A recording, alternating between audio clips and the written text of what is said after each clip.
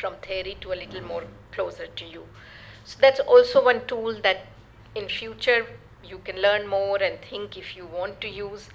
Using international human rights tools, you always have to, not always, but most of the times you have to establish a pattern.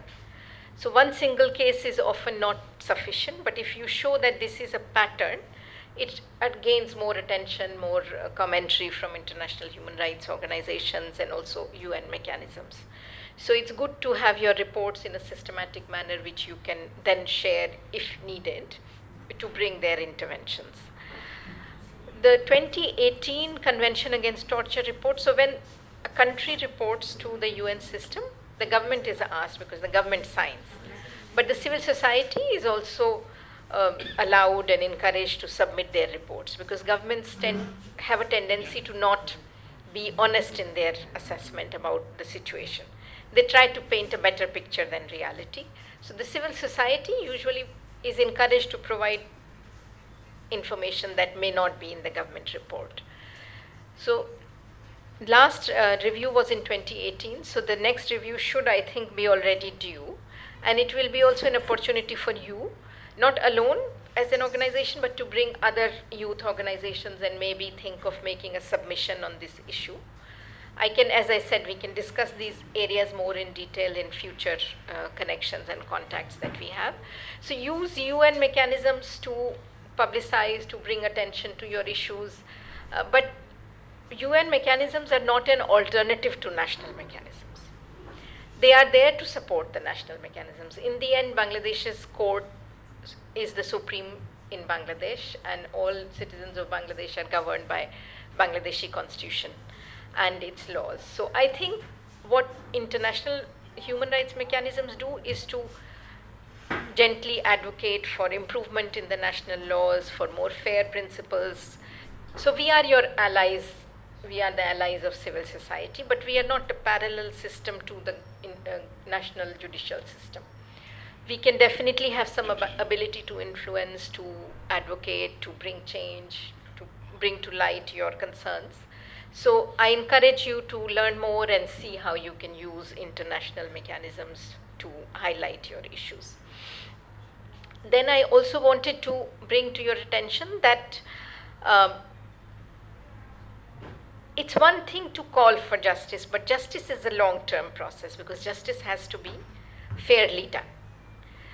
When we try to take law in our hands, or if we put a timeline saying this should be done in 2 weeks and that person should be put in jail, we also have to remember that alleged perpetrators also have rights.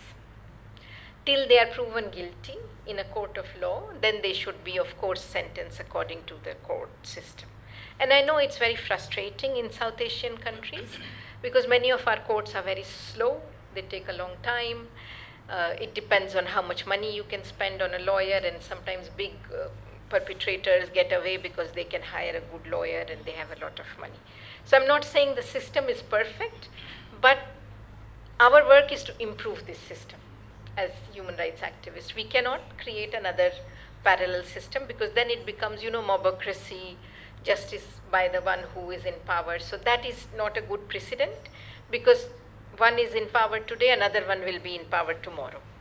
So that retribution should not be our aim. And when you acknowledge the weaknesses in the system, it's also your role to highlight those weaknesses and advocate for the change.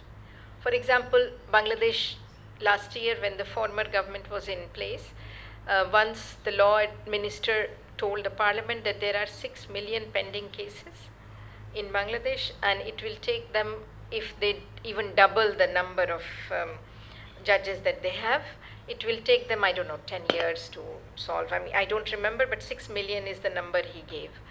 Now the question for that should be that how many new courts now are being opened, how many new judges are being appointed, because there are a lot of educated people in this country who can do this job. So your effort should be focused not on saying, okay, we don't accept these courts, because we also see this tendency when people are angry. We don't accept in UN, we don't accept the justice system, we don't accept. It's easy, but it doesn't take you very far. So our advocacy at this point should be that in the reform process, there has been discussion going on for 1 year. It's a long time, and I'm sure that these discussions are very valuable for Bangladesh. But I think what we hope to see that there will be a tangible number of how the number of courts and judges will be increased, how this backlog will be resolved so that people don't have to wait for 10 years for a case. Then it comes to the security agencies. My experience from the past, when we tried even campus torture issues to be filing an FIR, I remember that most students were not successful in lodging their complaint. I'm talking about before July last year, because police will not take their complaint, and they were also biased towards the power that time we had. Now it should not be that they are biased to another power. So now it's time, because reform is taking place, for you as human rights activists to push for a system that where the police is not taking instruction from political parties, but taking instructions from a hierarchy that is independent of politics to an extent. There is no interference that if this person locked up a political leader, tomorrow he will be transferred to a very difficult place. This system should change. Transfer, posting, promotion, they should become more independent of the political interference. So those are the areas I think as Bangladeshi youth activists you should be promoting.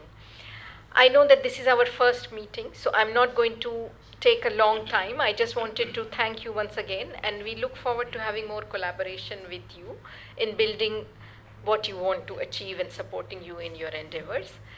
Thank you so much. Thank you, Ms. Huma Khan. We are very honored to have her. Now I want to